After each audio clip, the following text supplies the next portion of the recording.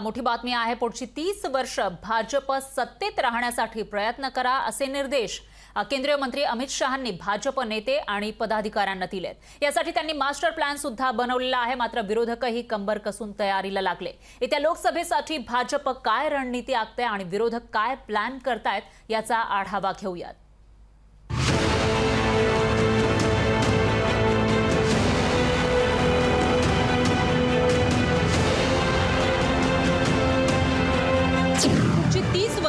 भाजपची सत्ता राहणार।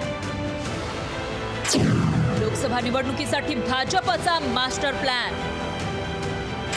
विरोधकांच्या मनसुब्यांना लागणार ब्रेक।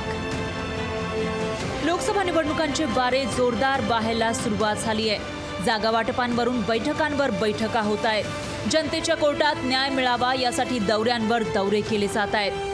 सत्ताधाऱ्यांना रोखण्यासाठी विरोधकांनी आघाडी उखडली आहे, तर तिथं सत्ता अबाधित कशी राहील यासाठी मास्टर प्लान केला जातोय।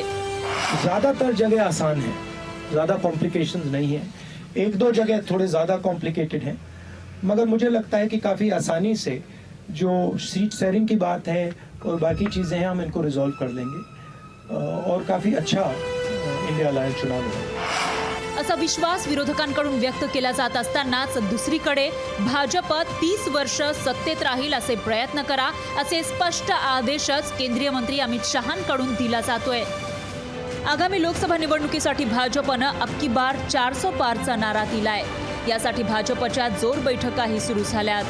दिल्लीत झालेल्या क्लस्टर प्रमुखांच्या बैठकीत देशभरातील 543 लोकसभा मतदारसंघांसाठी नियुक्त केलेल्या 156 क्लस्टर प्रमुखांकडून निवडणूक तयारीचा आढावा घेण्यात आला। या बैठकीमध्ये 3 ते 4 लोकसभा मतदारसंघांसाठी एक क्लस्टर प्रमुखाची नेमणूक झाली। महाराष्ट्रातल्या 48 मतदारसंघांची 12 क्लस्टरमध्ये विभागणी करण्यात आली। 12 क्लस्टर प्रमुखांवर महाराष्ट्राची जबाबदारी सोपवली। 3 ते 4 मतदारसंघांमध्ये संभाव्य उमेदवार कोण याचा प्राथमिक आढावा घेण्याच्या सूचनाही देण्यात आल्या। याखेरीज महत्त्वाचं म्हणजे 3 पेक्षा जास्त वेळा विजयी झालेल्या खासदारांऐवजी अशा मतदारसंघात तरुण किंवा नवा चेहरा निवडणुकीच्या रिंगणात उतरवण्याची चाचपणीही भाजपकडून घेतली जातेय।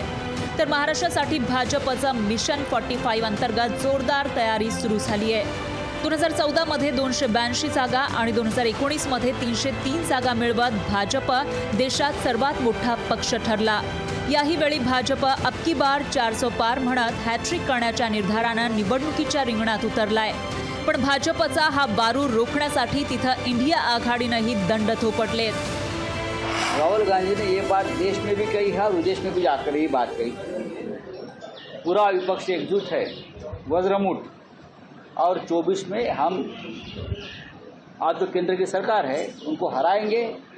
कि हमारा विश्वास और आत्मविश्वास दोनों भी।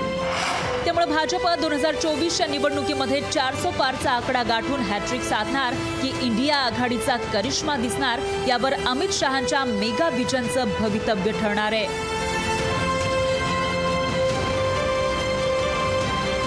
ब्युरो रिपोर्ट, लोकशाही मराठी।